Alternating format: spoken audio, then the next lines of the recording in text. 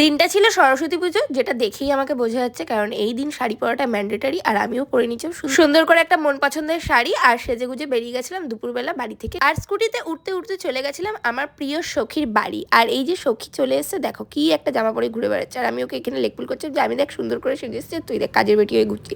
আর তারপর ওদের বাড়ি গিয়ে সুন্দর করে আমার এই ফটো ভিডিওগুলো তুলে দিয়েছিলাম আমার প্রিয় মানুষটা, আর সুন্দর করে আমি এখানে প্রচুর ছবি তুলেছিলাম, দেখতে লাগছিল ভীষণ ভালো।